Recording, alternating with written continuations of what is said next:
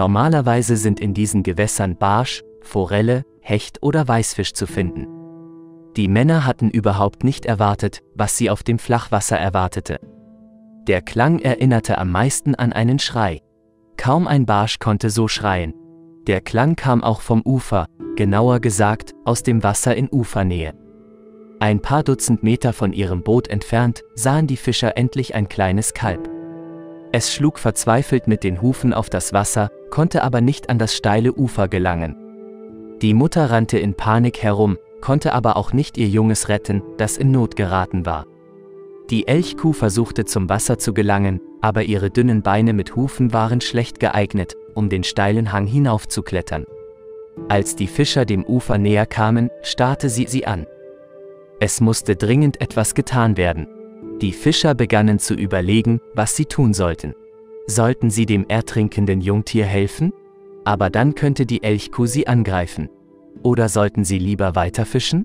Sie wählten die zweite Option und stellten eine Videokamera auf, um sich von der bedrohlichen Elchkuh zu entfernen. Eines der Fischer schrieb im Internet: Wir haben beschlossen, uns nicht in natürliche Situationen einzumischen. Die Elchkuh hätte ihr Junges selbst gerettet. Sie fürchteten sie offensichtlich, denn Elche können aggressiv sein, wenn sie ihr Territorium oder ihre Jungen verteidigen. Der Tag verging, die Fischer warfen ihre Angelruten aus und warteten auf den Fang. Aber sie konnten die Erinnerungen an das ertrinkende Kalb nicht loswerden. Hatte seine Mutter es gerettet? Schließlich überwog die Besorgnis.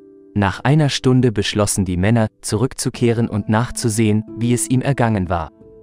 Aber was sie sahen, überraschte sie. Einer der Fischer erzählt: Die Mutter war nirgendwo zu sehen, aber das Kleine kämpfte immer noch und versuchte, ans Ufer zu gelangen. Das arme Kalb kämpfte schon seit über einer Stunde um sein Leben.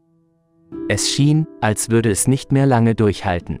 Wir bemerkten, dass das Kalb bereits erschöpft war.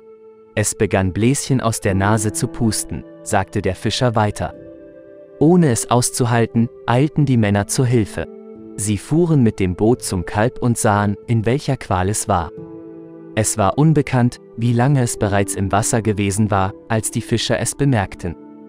Außerdem hatte die Mutter es grausam verlassen. Als sie näher kamen, streckte einer der Männer dem Kleinen die Hand entgegen. Dieses wich zurück, ohne zu verstehen, wer diese Fremden waren und was sie wollten. Die Rettung versprach schwierig zu sein.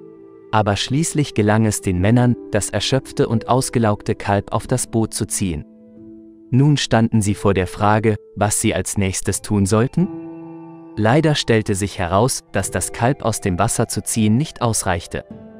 Wo war seine Mutter? Vielleicht hatte sie Angst vor den Fischern, die ihren ertrinkenden Nachwuchs filmten? Natürlich konnten die Männer das Kalb nicht einfach zurücklassen. Ohne Mutter würde es bald in der Wildnis sterben. Er streichelte es und versuchte es zu beruhigen, bemerkten die Männer, wie heftig sein Herz schlug.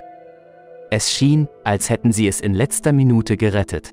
Ohne zu wissen, was sie tun sollten, brachten die Männer das Kalb ans Ufer, auf festen Boden. Nach über einer Stunde im Wasser war es völlig erschöpft. Schließlich beschlossen sie, nach Hause zurückzukehren. Die Elchkuh war noch nicht zurückgekehrt, aber die Fischer hofften, dass sie bald zurückkommen würde. Immerhin war sie erst vor kurzem gegangen und beobachtete.